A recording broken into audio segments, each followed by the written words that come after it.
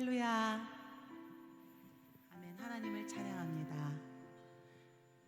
찬양받기에 합당하신 하나님, 저희들의 어떤 감정에 상관없이, 저희들의 어떤 상황에 상관없이 하나님은 찬양받기에 합당하신 분입니다. 아멘. 이 시간 그 하나님을 찬양하길 원합니다. 저의 상태와 상관없는 하나님을 높여 찬양하면서 그 하나님의 형상 가운데 우리가 회복되는 그런 깊은 찬양의 자리가 되기를 간절히 원합니다. 기도하겠습니다.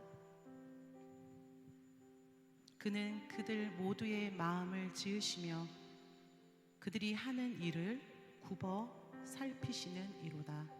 아멘. 하나님, 그렇습니다. 우리의 마음을 지으신 분이 하나님이십니다.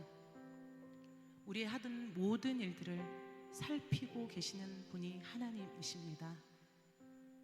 내가 때로는 하나님을 잊어버리고 있는 그 순간에도 하나님은 우리를 사랑의 눈으로, 때로는 애타는 눈으로 우리를 지켜보고 계시는 분임을 고백합니다. 하나님, 그 하나님 앞에 찬양할 수 없는 죄인임을 또한 고백합니다.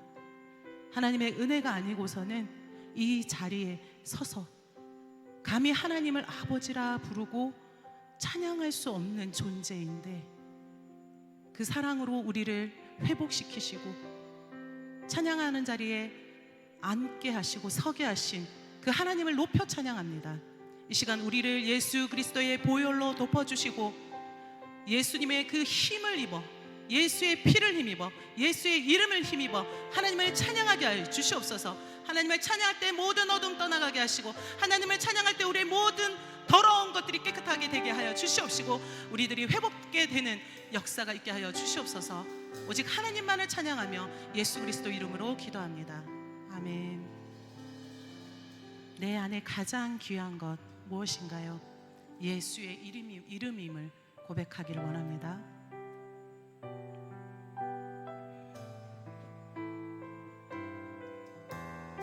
내 안에 가장 귀한 것 예수를 알미라.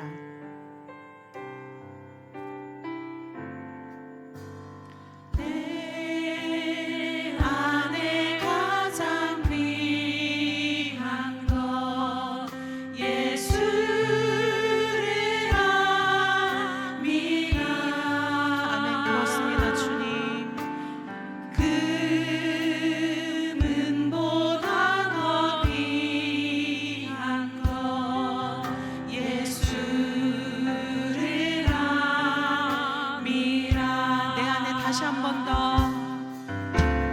내 안에 가장 귀한 것 예수를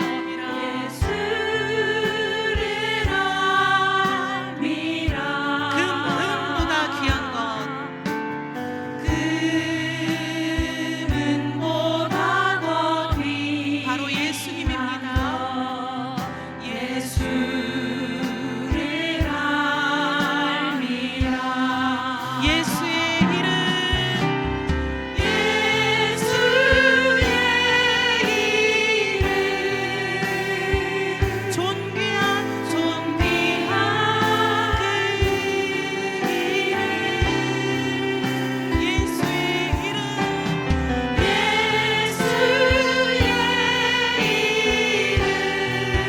능력의 이름, 능력의 그 이름, 세상 지식보다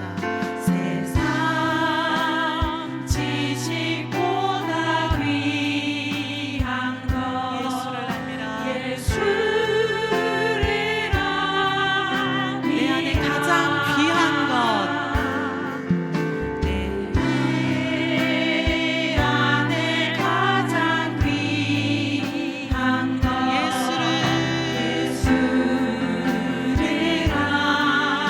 알미라.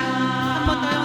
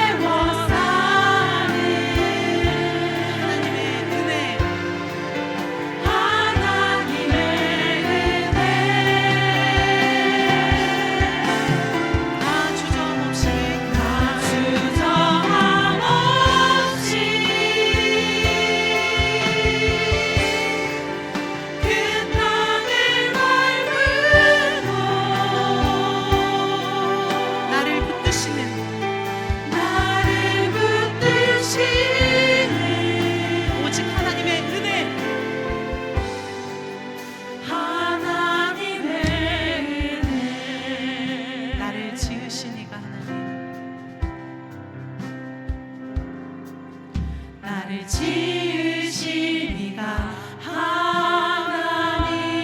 나를 부르신 이가, 나를 부르신 이가 하나님, 나를 보내신 이도, 나를 보내신 이도 하나님. 나의 나 된 것은, 나의 나 된 것은 다 하나님 은혜라. 나의 달려갈 길, 나의 달려갈 길 다가도록, 나의 마지막 몸 다하도록, 나로 그 십자가 품게 하시니, 나의 나 된 것은 다 하나님 은혜라. 한량없는 은혜, 한량없는 은혜, 바쁠 길 없는, 바쁠 길 없는 은혜가 내 삶을 애워사는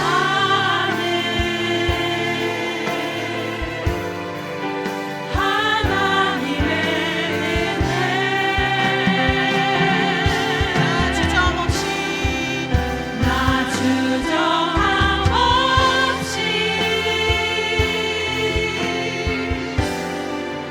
그 땅을 밟으러 나를 붙드시는 오직 하나님의 은혜, 하나님의 은혜. 다시 한번 고백합니다. 나를 지으시니, 나를 부르시느니, 나를 지으신 이가 하나님, 나를 부르신 이가 하나님, 나를 보내신 이도, 나를 보내신 이도 하나님, 나의 나 된 것은 다 하나님 은혜라. 나의 달려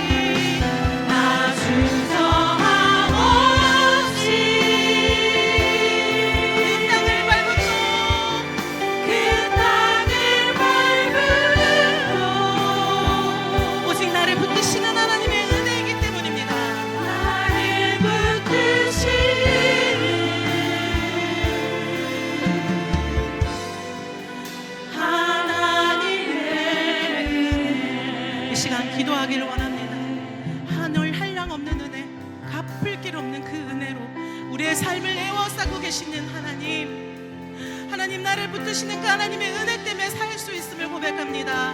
나를 지으시고 나를 부르시고 나를 보내시는 그 하나님의 은혜를 기억하기를 원합니다. 그리스도 예수 안에 있는 속량으로 말미암아 하나님의 은혜로 값없이 의롭다 하심을 얻은 자 되었느니라. 오직 하나님의 은혜로 예수 그리스도의 속량함으로 그 은혜 가운데 있게 하신 그 하나님 앞에 마음을 다해 주님의 이름 한번 부르고 기도하겠습니다. 주여, 아버지 그렇습니다. 아버지 우리를 향한 하나님의 은혜로 말미암아 아버지 그 갚을 수 없는 은혜로 말미암아 우리가 아버지 이렇게 살아가고 있음을 고백합니다. 아버지 죄 가운데 있는 우리를 구원하시고 아버지 그 성량하신 은혜로 말미암아 하늘의 삶을 살게 하시는 하나님, 아버지 하늘의 것을 누리게 하시는 하나님, 위의 것을 바라보게 하시는 하나님, 아버지 나를 지으시고 부르시고 나를 보내시는 하나님, 아버지 나의 호흡이 닿을 그 순간까지 오직 그 십자가를 품고 하나님의 은혜를 기억하며 아버지 주님만을 붙들고 나가는 우리가 되게 하여 주시옵소서. 오직 찬양받게 합당하신 하나님, 아버지 우리가 죄 가운데서 아버지 저희들은 하나님을 부를 수 없는 그런 연약한 자들이지만 아버지 우리를 은혜로 부르시고 우리를 사랑 가운데 임하게 하셔서 아버지 그대로 살게 하시는 참으로 감사합니다. 아버지 시간 아버지 주님, 아버지 저들의 고해를 이렇게 까닭에 하여 주시고 오직 그 하나님의 은혜로 말미암아 십자가를 붙들고 나가는 우리가 되게 하여 주시옵소서. 아버지 저희들을 아버지 다 살피시는 하나님, 아버지 그때 숨어있지 않게 하시고 주님 앞에 저희들 나아가게 하시고 담대함으로 주님 앞에 나아가 아버지 저희들이 아버지 은혜를 받게 하시고 주신 그 은혜를 헤아려 아버지 오직 나의 호흡이 닿을 그날까지 주여 달려가며 주님만을 찬양하게 하여 주시옵소서. 주님만을 찬양하게 하여 주시옵소서. 내 평생 사는 동안 주님만 찬양하기로 결단하기로 원합니다. 오직 나의 감정과 나의 상황과 상관없이 주님만 찬양합시다. 내 평생 사는 동안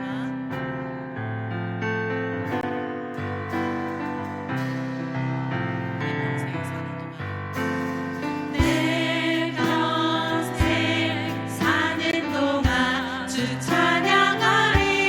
여호와 하나님의 주를 찬양하리. 주님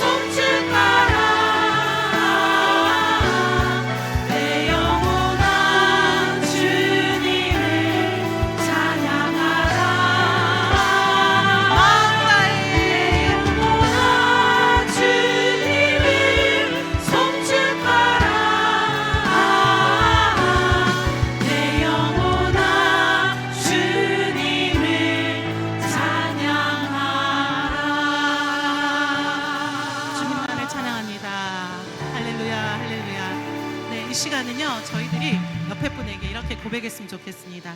당신의 섬김은 아름다운 찬송입니다.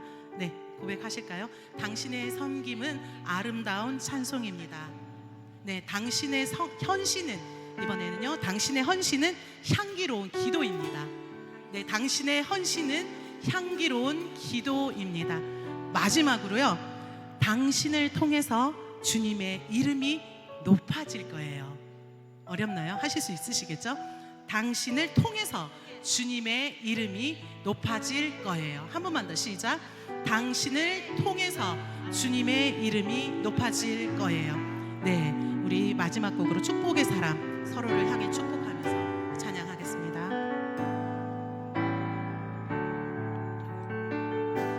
주께 힘을 얻고 그 마음에 시온의 대로가 있는 그대는 하나님의 축복의 사람이 마음을 담아서 고백합니다. 주님 그대를 너무 기뻐하시죠. 주께 힘을 얻고 주의 집에 거하기를 사모하고 주를 항상 찬송하는 그대는 하나님의 축복의 사람이죠. 주님 그대를 너무 사랑하시죠. 그대 섬김은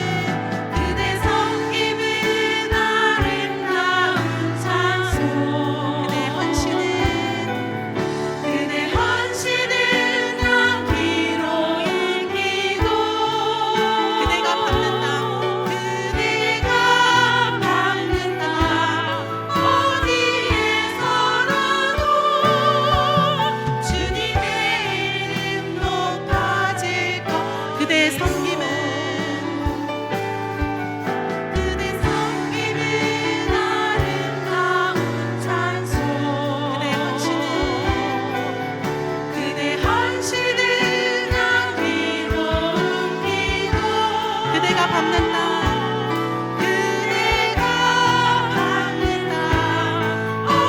어디에서라도 주님의 이름 높아질 것. 마지막으로 한 번만 더 고백합니다.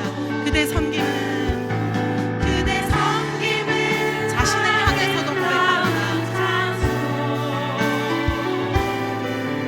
그대 헌신은 향기로운 기도. 그대가 밟는 땅 어디에서라도 주님의 이름 높아질 거예요. 다시 한번 기도합니다. 우리가 서로를 축복하기를 원합니다. 서로를 향하여 사랑을 고백하고 서로의 헌신과 서로의 섬김을 축복하며 주님이 생각하게 하시는 그 사람을 위하여 기도하고 이 예배를 통하여 하나님 주님의 말씀 듣게 하여 주시옵소서. 주여, 주님이 주시는 그 마음으로 섬기고 주님이 주시는 그 마음으로 헌신하는 자 되게 하셔서 주님, 저희들이 밟는 곳 어디에라도 주님의 이름이 높아지기를, 주님의 이름만 높아지게 하여 주시옵소서. 이 예배 가운데 주님 함께하여 주시옵소서. 주의 이름 한번 부르고 기도하겠습니다. 주여, 주님 그렇습니다. 아버지, 저희들에게 은혜를 베풀어 주시옵소서. 주님, 아버지, 참 저희들이 서로 섬기며 서로 아버지 헌신하는 그 모든 것 가운데 주님의 아름다운 향기가 나기를 원합니다.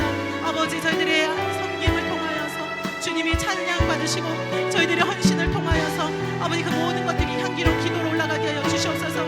아버지, 그래서 저희들이 밟는 그 모든 땅 가운데서 주님의 이름만이 높여지게 하여 주시옵소서. 오직 주님의 이름만이 높여지게 하시고 오직 주님의 이름만이 남게 하여 주시옵소서. 아버지, 저희들은 값없이 그 은혜를 받아 아버지 갚을 수 없는 그 은혜 가운데 살아가는 자들이오니 아버지여, 참으로 저희들에게 은혜를 베풀어 주신 아버지 그 사랑을 기억하며 섬기며 기도하며 사랑하며 주님이 밟는 그 땅 가운데 주님의 이름만을 고백하는 우리가 되게 하여 주시옵소서. 아버지, 이 예배 가운데 주님 말씀하여 주시옵소서. 아버지, 말씀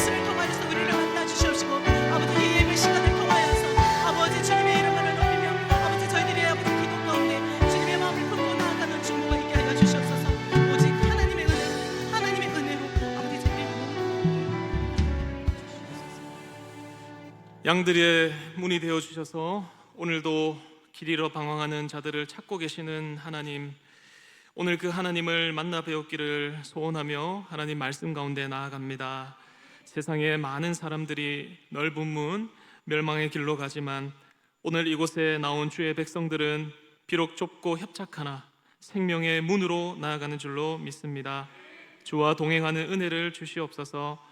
이 땅의 길이 참 좁고 어려운 길이지만 주님과 함께하는 길이라면 어떤 길도 마다하지 않고 걸어가며 그 길이 즐거운 길, 행복한 길, 기쁨의 길, 평강의 길, 은혜의 길이 되게 하여 주시옵소서. 특별히 오늘 예배 가운데 주님 은혜밖에 없음을 고백하며 말씀 듣고 기도하는 죄인들에게 큰 은혜의 역사, 복음의 역사 일어나게 하여 주시옵소서. 주의 사랑하는 산성교회 가운데 주님의 복음이, 은혜가 충만케 되어지는 역사가 있게 하시고 모든 성도들의 사업과 직장과 학업과 삶의 터전 위에 하나님의 동행하심의 은혜가 차고 흘러가게 하여 주시옵소서. 주님만을 의지하며 살아계신 예수님의 이름으로 기도드립니다. 아멘. 오늘 저희 함께 보실 하나님의 말씀은 마태복음 7장 13절로 14절까지의 말씀입니다.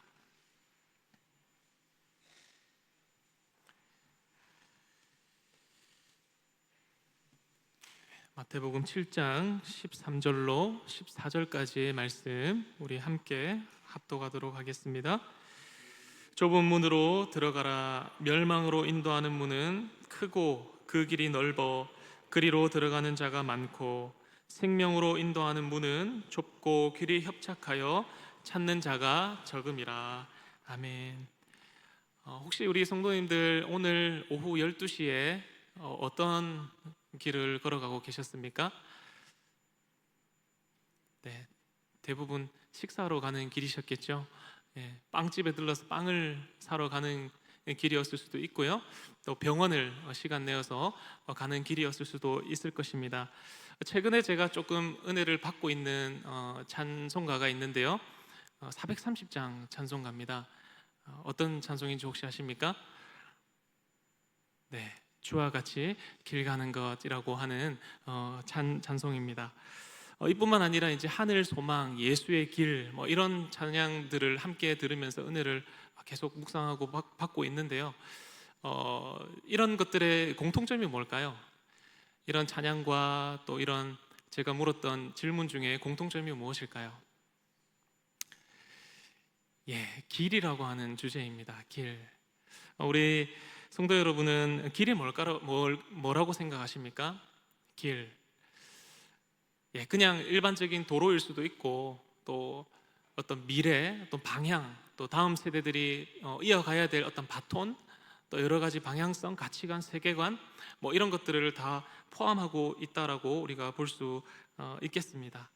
실제로 사람이 살아가는 데 있어서 길은 매우 중요합니다. 우리 창세기 성경 안에서 보더라도 이 창세기 족장들이 늘 애용하던 길이 있었습니다. 그리고 이스라엘 왕들도 이렇게 늘 왔다 갔다 하던 길이 있었고요. 또 애굽과 또 아수르라고 하는 나라가 또 이스라엘을 점령하기 위해서 늘 왔다 갔다 했던 그 지중해 서해 쪽에 있던 길도 있었고, 또 어떤 길이 있을까요? 바울 사도가 이제 예수님의 십자가 복음을 전하기 위해서 안디옥 교회에서 수리아 안디옥을 지나서 이제 소아시아로 왔다 갔다 했던 그런 길들도 있을 것이고, 또 많은 길들이 있을 것입니다. 또 위대한 위인들이 걸어갔던 많은 길들도 있습니다. 또한 이 길이라고 하는 것은 영적인 의미로 어떤 또 의미가 있을까요? 우리 시편 1편 1절 2절 말씀인데요, 이렇게 시작을 합니다. 복 있는 사람은 악인들의 길을 따르지 아니하며 죄인들의 길에 서지 아니하며 오만한 자들의 자리에 앉지 아니하고 오직 여호와의 율법을 즐거워하여 그의 율법을 주야로 묵상하는도다. 이것이 무슨 말일까요? 우리의 길은 하나님의 말씀을 따라 살아가는 길이다라고 하는 뜻이죠. 우리 인생은 하나님의 말씀을 따라 살아가는 길이다. 이 땅을 살아가는 사람이라면 누구나 길 위에 존재하는 것입니다. 인생을 하나의 길로 우리가 표현하는 이유는 태어나면서부터 우리가 걸음마로 길을 시작하고요, 그리고 10대는 그냥 지나가더라도 20대 때부터 어떤 길 위에 있을까요? 미래에 대한 그런 방향성에 대한 그런 길 위에 있고, 또 3040 우리 장년들은 어떤 길 위에 있을까요? 치열한 삶 속에, 삶의 경쟁 속에서 어떻게 살아가야 될까라고 하는 그러한 고민하는 길 위에 있을 것이고, 또 50대, 60대가 되면 어떤 길에 있을까요? 자신이 살아온 길을 되돌아보면서 내가 걸어온 길이 과연 맞을까? 이제 남은 노년은 어떻게 지내야 될까? 이런 길 위에 있을 것입니다. 이런 우리의 수많은 길들 속에서 예수님께서는 특별히 우리에게 오늘 딱 두 가지의 길을 말씀하셨습니다. 하나는 넓은 길이고요, 하나는 좁은 길을 말하고 있습니다. 넓은 길은 편안해 보이고 사람들이 많이 가지만 결국에는 어디로 인도하는 문이라고 하고 있습니까? 멸망으로 인도하는 문이다. 넓은 길은 멸망으로 인도하는 문이고, 그리고 좁은 길은 힘들고 협착해 보이지만 결국에는 어디로 인도하는 문입니까? 생명으로 인도하는 길이다라고 우리 가운데 말씀해주고 계십니다. 오늘 주님은 우리에게 어떤 문으로, 어떤 길을 가라고 말씀하실까요? 좁은 문으로 들어가라. 생명으로 인도하는 그 길은 좁고 협착하다. 그러나 그 길이 생명이다. 우리 가운데 좁은 문, 좁은 길로 가라, 그렇게 말씀하고 있는 것입니다. 우리 예수님은 왜 수많은 길들 중에 오늘 특별히 이 넓은 길과 좁은 길, 딱 두 가지 길을 말씀하셨을까요? 먼저 이 좁은 문, 좁은 길이라고 하는 비유는 예수님께서 당시 주변 상황들을 많이 비유하셨는데, 그 예수님 당시에 지금 이 상황은 어떤 상황이냐면, 이 마태복음 5장에서부터 산중에서 예수님께서 많은 사람들에게 설교를 하고 계시던 그런 갈릴리 지역을 배경으로 삼고 있었습니다. 이 갈릴리 지역은 특별히 당시에 로마가 제국을 다스리면서 팍스 로마나라고 혹시 들어보셨나요? 이제 모든 길은 로마로 통한다라고 하는 당시에 이제 로마 제국에 많은 도로들이 있었는데, 이 갈릴리 지역이 어디에 있습니까? 유다와 사마리아와 그 위에 이제 아수르와 바벨론에 가까운 북동쪽으로 이렇게 위치하고 있지 않습니까? 그러니까 이 갈릴리에 있는 길도 이 팍스 로마나와 다르지 않을 정도로 굉장히 많은 길들이 있었다고 합니다. 많은 성지 순례자들이 예루살렘도 와야 됐고, 또 아까도 말했지만은 이 이스라엘이라고 하는 지리 자체가 이제 북동쪽으로 아시아 쪽으로 가는 길, 또 아프리카로 가는 길, 유럽으로 가는 길 그 중심에 있기 때문에 이 갈릴리 지역도 굉장히 많은 길들이 있었다라고 합니다. 그래서 세계 곳곳에 이방인들이 이 갈릴리의 도로를 많이 이용했다고 하는데요, 상인들은 이 도로를 이용할 때에 많은 교역 물품들과 자신들의 돈과 이런 것들을 가지고 이렇게 도로를 많이 이동을 했겠죠. 그렇게 하면서 자연스럽게 자신의 나라에서 가지고 있던 이방 문화들도, 이교도들의 문화들도 그 길을 따라서 많이 전파되었을 것이고요. 그러나 이 갈릴리의 이렇게 수많은 도로들은 로마로 가는 길, 로마로 통하는 그 길들과는 다르게 굉장히 작고 협착했다고 합니다. 좁고 협착한 길이었다라고 하는데요, 그러니까 그 복잡한 길들을 뚫고 예루살렘으로 가는 길은 거의 미로를 찾듯이 굉장히 어려운 길이라고 하는 것이죠. 그 길을 한번 잘못 들게 되면 뺑뺑 둘러서 하루 걸릴 길을 3일 걸릴 수도 있는 것이고, 또 이제 길을 잘못 들면 이제 밤에 짐승이나 강도들에게 습격을 당해서 자신의 것을 다 빼앗기기도 하는 그런 길들이 바로 예수님이 말씀하신 그런 좁고 협착한 길의 배경이 되지 않았을까, 그렇게 생각을 하는데요, 결국 예수님께서 언급하신 그 길은 많은 사람들이 찾지 않는 길이었습니다. 쉽지 않은 길이죠. 생명으로 인도하는 길은 그만큼 어떻다라고 하는 것입니까? 좁고 협착하다라고 말씀하고 있는 것입니다. 둘째로 영적인 배경으로서의 이 좁은 문, 좁은 길인데요, 왜 꼭 좁고 협착한 길을 가야만 할까? 왜 생명으로 인도하는 문은 넓을 수는 없는 걸까? 왜 많은 사람들이 가지 않는 그런 좁고 협착한 길일까? 그 이유는 우리가 예수님께서 하셨던 말씀 중에서 우리가 힌트를 조금 얻을 수 있겠는데요, 이 마태복음 16장 24절 말씀입니다. 한번 띄워주시면 마태복음 16장 24절 말씀 우리 다 함께 읽어보도록 하겠습니다. 시작. 제자들이 이르시되 누구든지 나를 따라오려거든 자기를 부인하고 자기 십자가를 지고 나를 따를 것이니라. 아멘. 예, 그렇습니다. 자기를 부인하고 전적인 주권을 주님께 내어드린다는 것이 너무도 쉽지 않기 때문에, 그래서 그 길이 좁고 협착하다라고 우리 주님은 말씀하신 것입니다. 그러나 이것이 진정 주님의 제자가 되는 길이기 때문에 우리는 이 길을 좀 집중해서 봐야 할 것입니다. 왜 제가 이 제자를 말씀드리냐면, 앞에 마태복음 5장부터 계속해서 예수님이 말씀하시는 대상은 많은 산중에 있는 그 무리들이기도 했지만 그 중에서 대부분은 제자들에게 하시는 말씀이었습니다. 제자들에게 하셨던 말씀들이 대부분 어떤 말씀들이었냐면, 너희가 뭐뭐 하면 안 돼, 뭐뭐 하지 마라, 이런 말씀들이 많이 있습니다. 보시면 이러한 표현들은 제자들의 행위와 선택지를 계속해서 좁히는 말씀들이죠. 그래서 제자들이 주님께 이런 뉘앙스를 많이 풍겼던 것 같습니다. 주님, 그래도 우리가 이 땅 가운데 살아가려면 재물이 좀 필요하지 않습니까? 재물이 어느 정도는 있어야 되지 않겠습니까? 주님께 그런 뉘앙스를 많이 풍겼던 것 같습니다. 그래서 우리 주님께서 이 마태복음 6장 24절에서 하신 말씀을 보면 대충 알 수가 있습니다. 어떤 말씀이 있냐면, 한 사람이 두 주인을 섬기지 못할 것이니. 그러니까 예수님은 오늘 13절 말씀처럼 많은 사람들이 두 주인을 섬기다가 멸망으로 인도하는 길로 들어가는 자가 많다라고 그렇게 말씀을 하고 있는 것입니다. 좁고 협착한 길이라고 하는 이 배경, 영적인 배경은 우리 예수님께서 가신 그 길은 정말로 자기를 부인하고 십자가를 지고 가는 길이지만, 많은 사람들은 재물과 하나님을 겸하여 섬기다가 넓은 길로 가서 멸망하게 된다. 그래서 예수님은 영적으로 이 넓은 길과 좁고 협착한 길, 이 두 가지 길을 우리 가운데 말씀해 주고 있는 것 같습니다. 우리가 그 멸망의 넓은 길로 가지 않기 위해서는 좁고 협착한 길, 자기를 부인하는 것이 필요합니다. 그래서 너희가 내 제자가 되려면 반드시 자기를 부인하고 제 십자가를 지고 나를 따라야 할 것이다 라고 말씀하고 있는 것입니다. 그러니까 이 길은 제자들이 가야 되는 길이지요. 그래서 사실 이 말씀은 초신자들에게 하시는 말씀이 아니라 사실 믿음을 가지고 부단히 노력하며 살아가고 있는 우리 성도들에게 하시는 말씀이라고 할 수가 있겠습니다. 왜냐하면 제자는 이미 예수 그리스도의 통치 안에 들어가 있는 사람들을 의미하는 것이죠. 그래서 실제로 우리 중에도 예수님을 믿었지만 그 길이 너무 좁고 협착해서 중간에 예수 믿기 이전의 삶으로 돌아가 버리는 사람들이 종종 있습니다.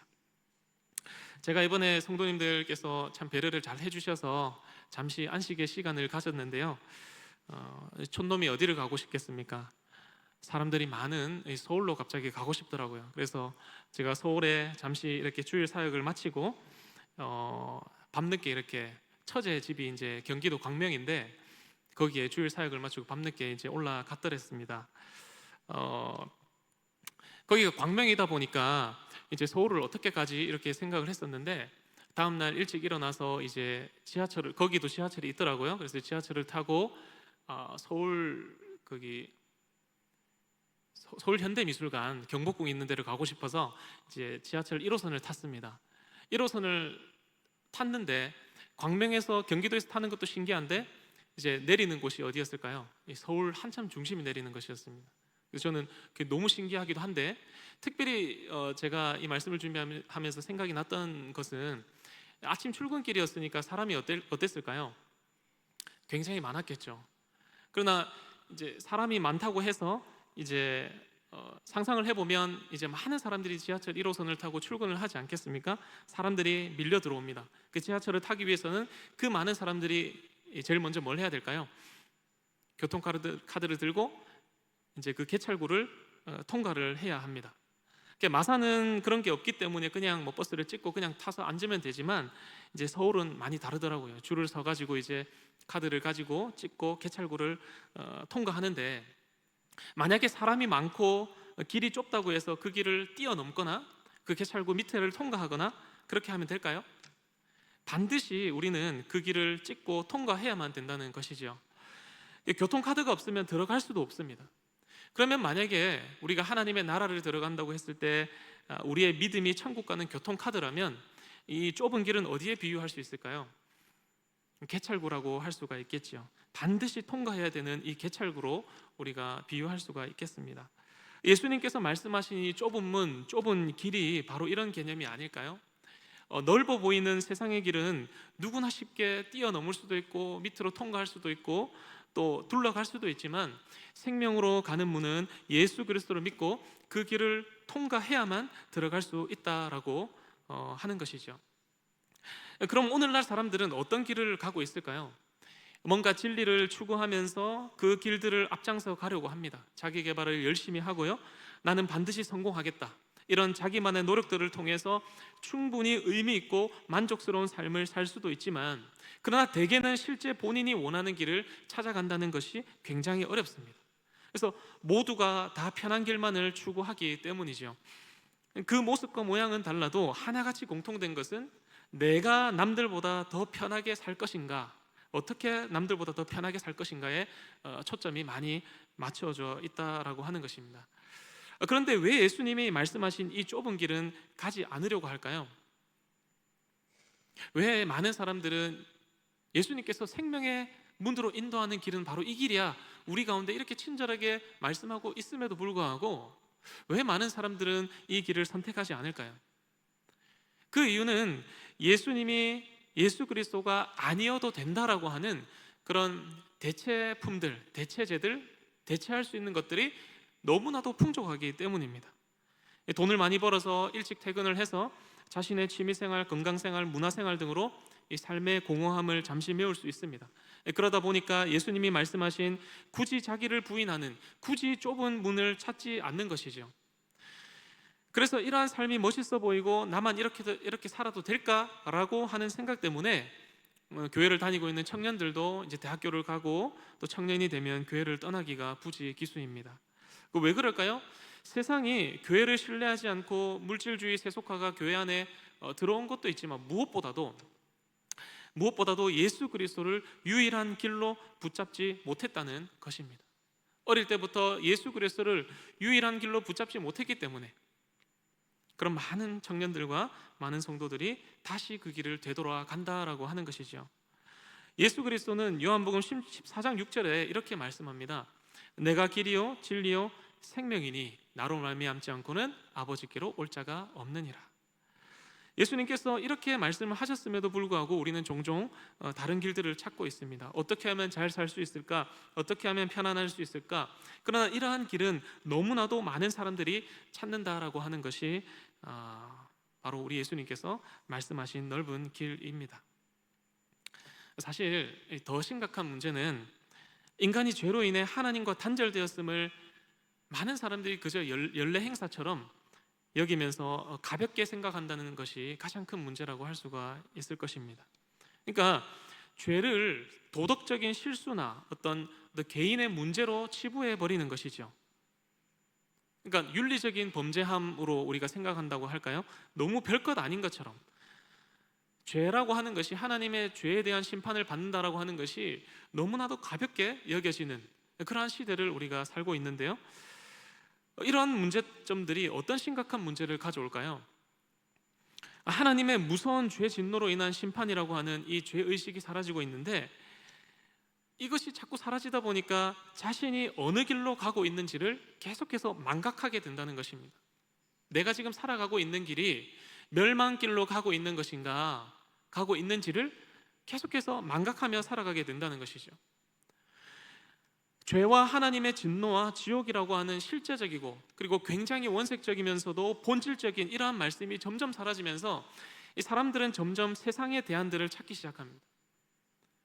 아마 제가 이 이야기를 하면 거의 모든 성도님들이 공감을 하실 텐데요. 스마트폰 이후로 너무너무 빨리빨리 길들여져서 한참 들여다봐야 되는 이 성경 말씀에서 나의 문제점을 발견하고 하나님께 그 뜻을 묻기보다 어떻게 하죠?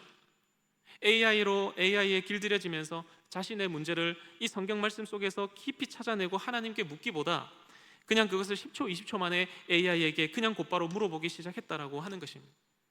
너무너무 무서운 일은, 너무너무 심각한 이 죄의 인지는 뭐냐면 사람의 구원과 사람의 영혼과 생명과 육신이 어떻게 구원을 받을 수 있는가, 이러한 문제조차도 AI에게 이제 묻고 있기 시작한다라고 하는 것입니다.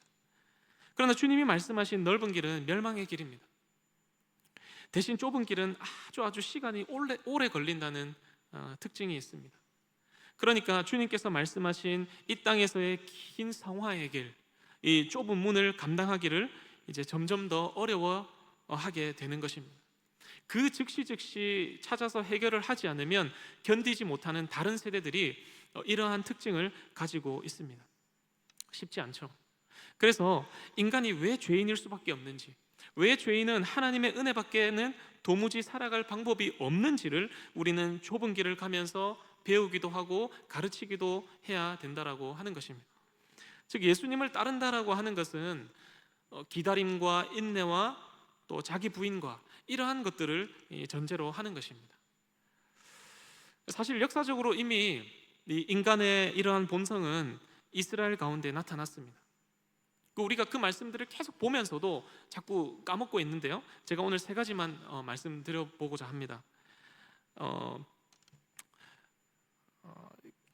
우리가 크게 한번 봐야 될 것은 이제 이스라엘 백성들이 출애굽을 해서 광야 생활했던 것, 그리고 그 가운데 성막과 율법으로 함께 하셨던 하나님을 보면서 그 하나님과 이스라엘 백성들이 놀라운 사실은 출애굽하면서 가나안 땅에 들어가기까지 끊임없이 계속 하나님과 함께 했다라고 하는 것입니다. 하나님과 계속해서 함께 동행했습니다. 그럼에도 불구하고 그들은 끊임없이 하나님보다 세상과 우상을 따랐습니다. 우리가 이들의 몇 가지 사건을 보면서 이 길이 도대체 왜 이렇게 좁은 길인가, 하지만 이것밖에는 왜 방법이 없는가, 이라는 것을 우리가 한번 생각해 봤으면 좋겠습니다. 첫째로 에덴 동산에서 아담과 하와가 쫓겨났던 사건인데요, 먼저 죄로 인하여서 하나님과의 관계가 끊어진 아담과 하와는 더 이상 자유롭게 하나님께 나아갈 수가 없었습니다. 창세기 3장 24절 말씀을 보니까 그들이 쫓겨나고 난 이후에 동산의 동쪽에는 그룹과 불칼이 놓여져 있었고 그것이 하나님께로 나아가는 길을 막았다, 이렇게 되어 있습니다. 그때부터 인간이 하나님께로 돌아가는 길은 넓고 쉬운 길이 아니라 이미 아담과 하와가 죄를 짓고 쫓겨난 이후에부터 그 즉시부터 하나님이 그 길을 열어주셔야만 들어갈 수 있는 그런 좁은 길이 되었다라고 하는 것이죠. 둘째로 우리가 볼 수 있는 이 길에 대한 사건은 애굽의 10가지 재앙 때 이 마지막 재앙이 뭐였을까요? 천사들이 장자를 이렇게 죽게 하는 그런 재앙이었죠. 그 이스라엘이 그 재앙 중에서 구원을 받은 것도 사실은 어떤 사건 때문이었죠? 유월절날 어린 양의 피, 그 피가 발려져 있는 집만 그 재앙에서 넘어갈 수가 있었다라고 하는 것이죠. 그러니까 유월절날 잡은 어린 양의 피라고 하는 단 하나의 길뿐이었습니다. 그들이 구원받을 수 있는 길은. 이처럼 하나님이 택하신 길은 언제나 좁은 길이었고 언제나 매 한 가지였습니다. 그러니까 어린 양의 피가 발린 그 문을 통해서만이 구원이 임할 수 있다라고 하는 것입니다. 그래서 예수님이 말씀합니다. 요한복음 10장 9절 말씀, 내가 문이니 누구든지 나로 말미암아 들어가면 구원을 받게 될 것이다. 셋째로 이 성막과 성전에 관한 것인데요, 광야에서 하나님이 이스라엘 백성들의 중심에 임하셨던 성막을 한번 생각해 보시기를 바랍니다. 성소가 있었지만 그 가운데서도 지성소를 구분하는 휘장이 있었고 아무도 함부로 들어갈 수 없었습니다. 오직 단 한 사람 대제사장만, 그것도 1년에 한 번 속죄 제물을 가지고 들어갈 수 있었습니다. 그래서 예수님이 우리의 대제사장, 우리 죄인들의 죄를 가지고 하나님께 나아가는 대제사장으로 많이 묘사되지 않습니까? 하나님께 나아가는 문은 늘 이렇게 좁았습니다. 아무나 들어갈 수가 없었고 너무나도 좁고 협착한 길이었죠. 그래서 우리는 이런 이스라엘과 또 오늘날 우리에게 왜 예수 그리스도만이 유일한 길, 유일한 문이 될까를 우리는 늘 생각해 보아야 합니다. 그래서 이 과정을 너무 잘 알던 베드로는 이렇게 선포하는 것입니다. 사도행전 4장 12절 말씀인데요, 다른 이로서는 구원을 받을 수 없나니 천하 사람 중에서 구원을 받을 만한 다른 이름을 우리에게 주신 일이 없음이라 하였더라. 아멘. 지금까지 이 길은 참 좁은 길, 쉽지 않은 길이지만 주님만이 그 길을 걸어가시고 승리하셨기 때문에 우리는 그 길을 걸어가야만 된다라고 말씀을 드렸습니다. 그런데 이 길이 좁고 협착하다고 해서 이 길이 불행한 길인가?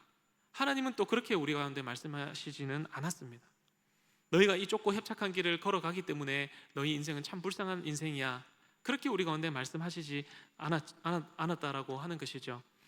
오히려 이 길이 평강과 기쁨의 길이 될 수 있다라고 우리는 많은 성경을 통해서 알 수 있지만, 오늘 딱 하나의 고백과 딱 한 사람의 인물만을 통해서 우리가 그 귀한 말씀을 한번 보기를 원합니다. 먼저 시편 23편의 다윗의 이 고백이 정말 우리가 이 땅 가운데 살아가면서 해야 할 가장 이상적인 고백이지 않을까 싶은데요. 시편 23편 말씀입니다. 여호와가 내 목자시니 내가 사망의 음침한 골짜기를 지난다 해도 내가 해를 두려워하지 않는다. 그 이유는 바로 무엇이라고 말합니까? 주께서 나와 함께 하심이라. 주께서 나와 함께 하심이라. 그러니까 우리가 생명의 문으로 걸어가는 이 길은 좁고 협착하고 그런 주변 환경보다 주님이 나와 함께하는 길이냐 함께 하시지 않는 길이냐에 따라서 우리의 행복과 우리의 기쁨과 우리의 인생이 달라진다라고 하는 것이죠. 주님이 나와 함께 하시면 그 길이 아무리 좁아도 생명의 길이라고 우리 가운데 말씀하고 있는 것입니다. 우리는 주님이 나와 함께 걸어가신다, 이 말을 두 글자로 줄이면 뭐라고 표현을 많이 할까요? 주님이 나와 함께 걸어가신다. 네, 동행이라고 합니다. 동행. 이것에 대해서 한 가지 우리가 큰 힌트를 얻을 수 있는 인물이 있습니다. 이거는 우리가 한번 찾아봤으면 좋겠는데요. 창세기 5장 21절로 24절 말씀입니다. 창세기 5장 21절로 24절 말씀입니다. 창세기 5장 21절로 24절 말씀입니다. 우리 한번 함께 읽도록 하겠습니다. 에녹은 65세에 무두셀라를 낳았고 무두셀라를 낳은 후 300년을 하나님과 동행하며 자녀들을 낳았으며 그는 365세를 살았더라. 에녹이 하나님과 동행하더니 하나님이 그를 데려가심으로 세상에 있지 아니하였더라. 아멘. 에녹은 죽음을 보지 않고 하나님께 옮겨졌습니다. 그 이유가 뭐라고 이야기하고 있습니까? 하나님과 동행했기 때문이다. 동행이 무엇이라고요? 함께 길을 걸어간다라고 하는 뜻입니다. 그는 성경에 나오는 하나님과 최초로 동행했던 사람이었습니다. 죽음을 보지 않고 하늘로 올려져 갔던 사람이었습니다. 당시에 모든 이 5장의 족보를 보시면 아시겠지만 모든 사람들이 900세를 넘도록 장수하면서 오래 살기를 바라던 시대에 에녹은 몇 살을 살았다고요? 그들보다 거의 3분의 1밖에 안 되는 365세만을 살고도 이 세상에 있지 않았다라고 하는 것이 그가 하나님과 동행했던 삶이었고 그것이 바로 하나님과 함께하는 길이었다라고 하는 것입니다. 그가 살던 세상은 이 창세기 6장만 넘어가도 이제 어떤 심판이 있습니까? 노아의 홍수 심판이 있기 전이었습니다. 사람들은 다 넓은 길을 걸어갔습니다. 자기 만족과 쾌락과 탐욕으로 살아갔지만 에녹이라고 하는 이 사람은 홀로 좁은 길을 걸어갔다라고 하는 것을 우리는 알 수가 있습니다. 그는 세상 사람들처럼 살지 않고 하나님과 동행했던 사람이었습니다. 그 결과가 너무너무 놀라운데요. 보통 이 당시에 살았던 사람들은 다 땅의 흙으로 돌아갔지만 에녹만큼은 무엇을 맛보지 않았습니까? 죽음을 맛보지 않고 하나님께로 옮겨져 갔다라고 하는 사실입니다. 이것이 왜 중요합니까? 에녹이 죽지 않고 하늘로 올라간 것이 신기해서 그렇습니까? 그것이 아니죠. 그것이 아니라 장차 오실 예수 그리스도께서 영원한 죄와 사망의 무덤에 머물지 않고 다시 살아나셔서 하늘로 올라가신 놀라운 사건을 바로 에녹이 그것을 보여주는 그림자이기 때문에 우리는 이 말씀이 에녹이 이룬 하나님과 동행했던 이 말씀이 우리에게는 놀라운 말씀이라고 하는 것입니다. 그 사건을 따라서 예수님께서 십자가의 좁은 길을 걸어가셨기에 우리도 죽음으로 끝나는 존재가 아니라 영원한 생명으로 옮겨져 하나님과 동행하는 존재가 되었습니다. 사랑하는 성도 여러분, 우리가 주님과 동행한다는 기준을 어떻게 생각하십니까? 우리 성도님들은 평소에 하나님과 동행한다라고 했을 때 무엇이 그 동행의 복이라고 생각하셨습니까? 무조건 오래 사는 것이었습니까? 아닌 것 같습니다. 다들 오래 사는 이 시대에 에녹은 짧게 살았지만 하나님과 동행했다라고 이야기하고 하나님께 죽음을 맛보지 않고 올라갔다라고 이야기하고 있습니다. 오래 사는 것, 그것이 하나님과 동행한다라고 하는 그 행복의 기준은 아닌 것 같습니다. 돈 많이 버는 것이었을까요? 이 이후에 홍수 심판을 통해서 모든 사람들이 멸절당했습니다. 그것도 아닌 것 같습니다. 과연 우리가 가는 이 길이 누구의 기준이며 어떤 기준입니까?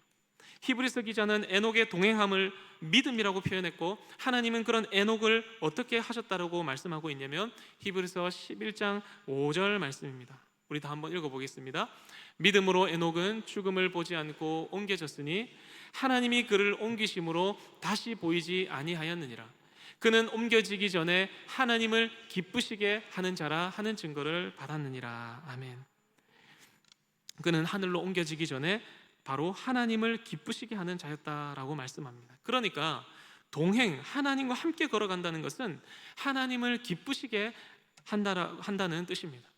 하나님과 함께 하기를 원하는 그 사람은 하나님이 기뻐하신다라고 우리 가운데 말씀합니다. 바라기는 우리 산성교회 모든 성도님들이 에녹과 같이 하나님과 함께 걷는 인생을 통하여 하나님이 기뻐하시는 자들이 다 되시기를 간절히 소망합니다. 비록 좁은 길, 짧은 길, 세상이 볼 때는 뭐 별 볼 일 없는 길, 남들이 추구하지 않는 길, 어리석어 보이고 별 볼 일 없는 사람처럼 보인다 할지라도 하나님과 동행할 수 있다면 그 길이 가장 복된 길인 줄로 믿으시기를 바랍니다. 우리는 여기서 주님과 동행한다는 것이 또한 얼마나 우리 가운데 은혜인지 우리가 한 가지 더 살펴볼 필요가 있습니다. 이 에녹과 동행하셨다는 것 우리가 그냥 읽고 가면 모르지만 여기서 우리는 하나님이 어떤 분인지를 보기를 원합니다. 아담과 하와가 타락한 이후에 모든 인류는 죄 가운데 놓였습니다. 물론 에녹도 예외가 아니었겠죠. 그러나 하나님은 에녹과 함께 걸어가기를 원하셨다라고 하는 사실입니다. 즉 하나님은 우리 죄인들을 멀리 버리시는 분이 아니라 항상 어떻게 하기를 원하신다고요? 가까이 두고 동행하기를 원하시는 분이다라는 사실입니다. 물론 그것이 너무 좁고 협착해서 그런 사람들이 많지는 않겠지만요. 그래서 우리가 하나님과 함께 걸어야 하는 이유가 다른 데 있는 게 아니고요, 아무 자격도 자질도 공로도 없는 죄인이 거룩하시고 전능하신 하나님과 함께 할 수 있다는 것, 그거 하나만으로 우리에게 복음인 줄로 믿습니다. 예수님이 이 땅에 오셔서 그 죄악의 길을 걸어가심으로 온 인류의 죄를 사하여 주셨기 때문에 이 에녹의 말씀도 우리 가운데 복음이 되고 오늘날 저와 여러분이 그 길을 따라갈 수 있게 된 줄로 믿습니다. 사랑하는 성도 여러분, 하나님은 우리와 함께 하기를 너무너무 원하십니다. 그분을 그래서 우리가 의지했으면 좋겠습니다. 하나님은 저 멀리서 높은 보좌에만 계신 것이 아니라 오늘도 이 땅에 오셔서 우리의 마음에 함께 하심으로 온갖 세상의 가치관으로 두려워 떨며 나아가지 못하는 그 길을 우리의 옆에서 직접 함께 걸어주시는 분이십니다. 마찬가지로 하나님은 우리에게 뭐 위대한 업적이나 그러한 것을 요구하시지 않습니다. 대신 오늘도 우리 가운데 이렇게 말씀하시지 않을까 생각합니다. 얘야, 나와 함께 걸어가지 않겠니? 비록 너가 가기에 너무 좁고 두렵고 협착한 길이지만 그 길에서 내가 너와 함께 할게. 그러니 걱정하지 말고 나를 따라오지 않겠니? 우리 주님이 먼저 가시고 그 주님이 지금도 살아 역사하시기 때문에, 우리와 동행하시기 때문에 우리는 그 길이 두렵지 않은 줄로 믿습니다. 그렇다면 오늘 우리가 걸어야 할 좁은 길은 무엇일까요? 오늘 여기에 앉아 계신 우리 청년들에게 말씀드리고 싶습니다. 좁은 길은 세상이 요구하는 스펙과 경쟁과 성공의 길에서 잠시 멈춰서 하나님과 함께하며 하나님이 기뻐하시는 길을 성령님께 진지하게 묻는 것입니다. 때로는 손해보는 선택처럼 보일 수 있지만 그 길이 결국 생명으로 인도하게 될 것입니다. 배우자 기도도 마찬가지이지 않을까 생각합니다. 하나님과 함께 걸어갈 수 있는 사람을 제 배우자로 허락하여 주시옵소서. 우리 중장년 성도님들께는 이렇게 말씀을 드리고 싶습니다. 얼마나 그 가장의 무게, 부모의 무게가 무거우십니까? 아무리 벌어도 집 한 채를 살 수 없는 시대가 아니겠습니까? 그럼에도 신앙을 우리가 포기하지 않고 주일 예배와 가정을 지키기 위하여 많이들 고군분투하실 것으로 생각이 됩니다. 가장들에게, 부모들에게 하나님께서 주신 권위는 다른 게 아니라 바로 하나님의 말씀과 기도, 그리고 그 가정 중심에서 하나님을 예배하는 것입니다. 말씀 위에 가정을 하나님께 맡기고 자녀를 하나님께 맡기는 그것이 하나님과 동행하는 진정한 길이 아닐까 생각을 합니다. 우리 이제 노년을 지나며 은퇴하신 우리 성도님들, 다른 사람들이 이제 쳐다보지 않고 앞에 세워주지 않는다고 해서 섭섭할 때도 많이 있을 것입니다.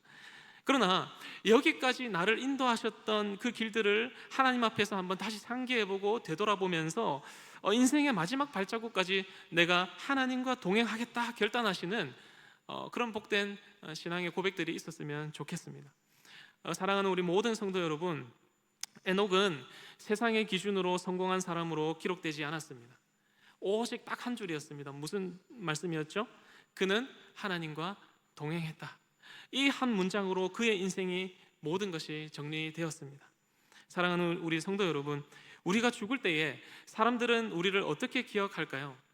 아, 그 사람 저기 무슨 땅에 큰 집 짓고 죽었다더라. 아, 그 사람 자수성가하고 잘 살았다더라. 그 사람 엄청 유명한 사람이었다더라. 이런 것으로 사람들에게 기억되지는 않을 것입니다.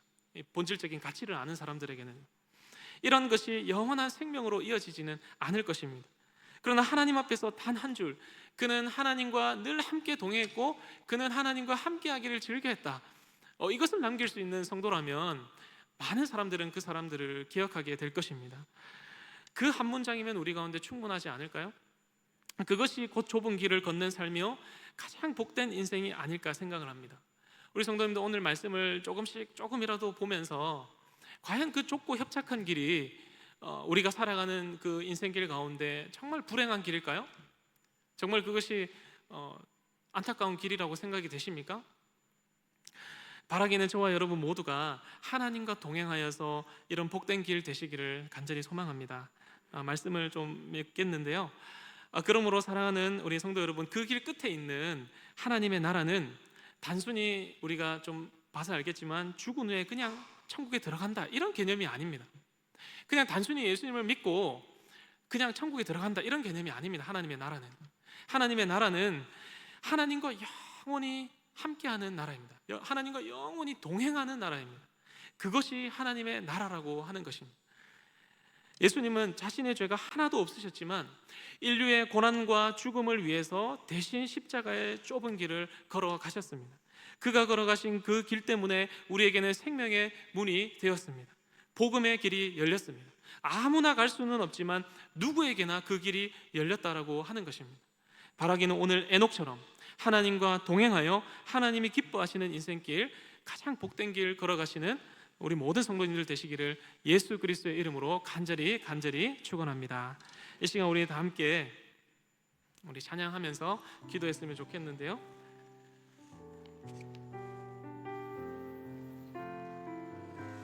하늘 소망이라고 하는 찬양입니다. 천국을 바라보며 비록 이 땅 가운데 살아갈 때 참 힘겹고 어려운 길이지만 우리가 그 길을 갈 수 있는 이유는 주님이 나와 함께 하시기 때문이다 라고 하는 찬양의 고백인데요. 우리가 이 시간 함께 찬양하면서 고백하도록 하겠습니다.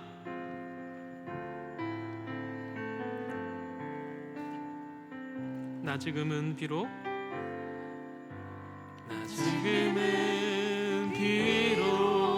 땅을 벗하며 살지라도 내 영혼 저 하늘을 디디며 사네. 내 주님 계신 눈물 없는 곳 저 하늘에 숨겨둔 내 소망인데. 보고픈 얼굴들 그 이름들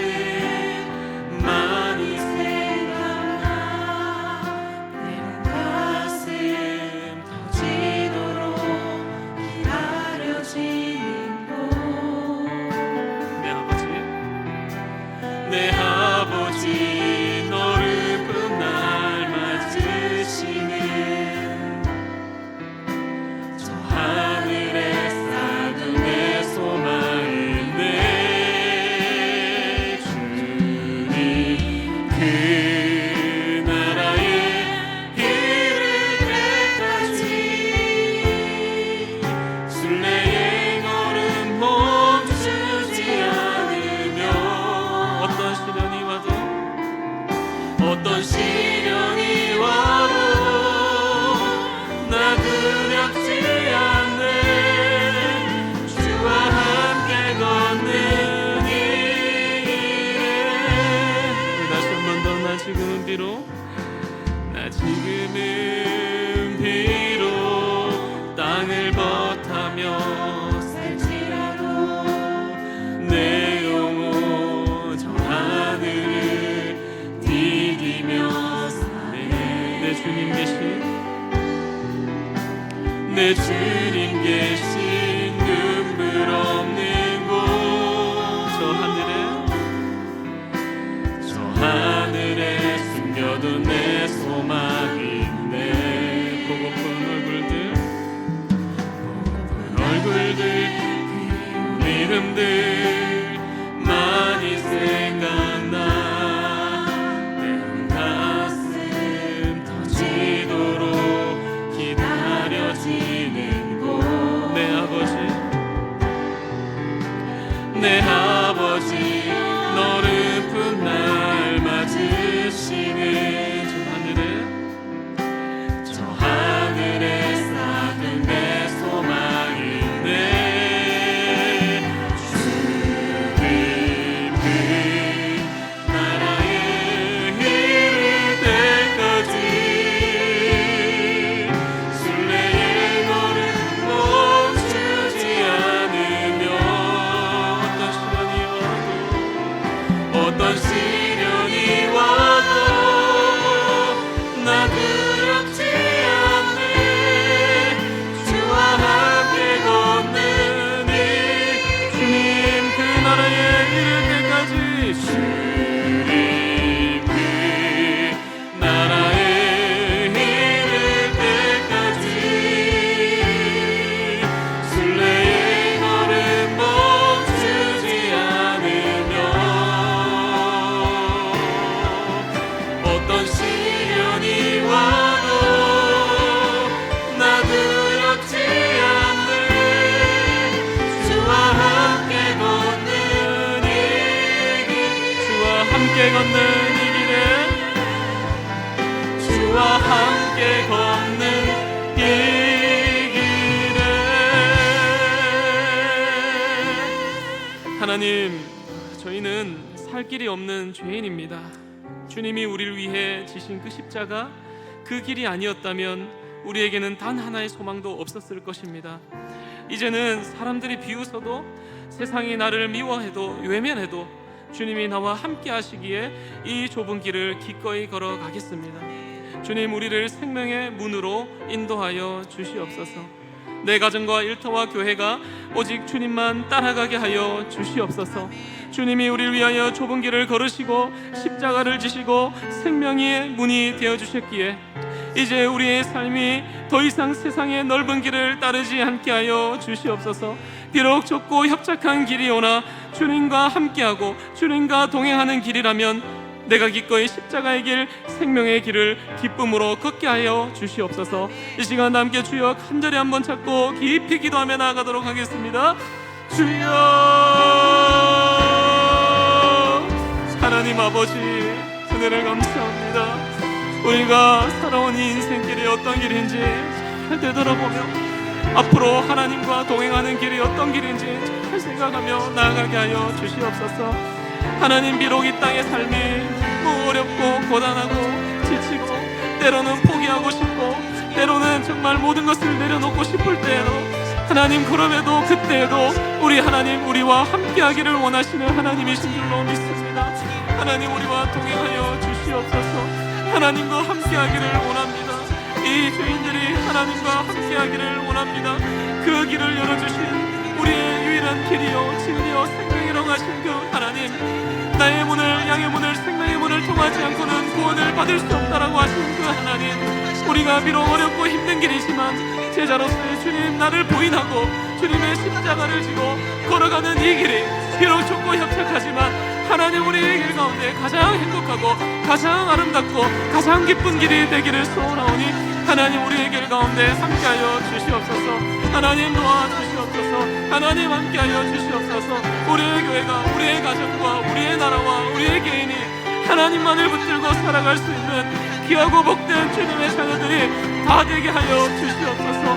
하나님, 나는 부족하고 연약하여 도저히 내 힘으로 살아갈 수 없지만은 하나님을 함께 하시면, 하나님이 나와 동행하시면 내가 사망의 음침한 골짜기라 할지라도 해를 두려워하지 않겠습니다. 주님과 함께하는 이 길이 되게 하여 주시옵소서. 아버지 도와 주시옵시고, 어떤 길이라 할지라도 우리 다음 세대 아이들, 우리 청년들, 우리 많은 성도들이 정말 제자되어 이 길을 되돌아가지 아니하고 정말 죽을 때까지 끝까지 하나님과 동행하며 주님 주신 이 사명의 길을 넉넉히 감당하며 승리함을 걸어갈 수 있도록 주님 아버지 우리 가운데 말씀하여 주시옵시고, 성령님 함께하여 주시옵소서. 아버지 감사합니다. 하늘의 소망을 두며 나아가오니 주님 붙들어 주시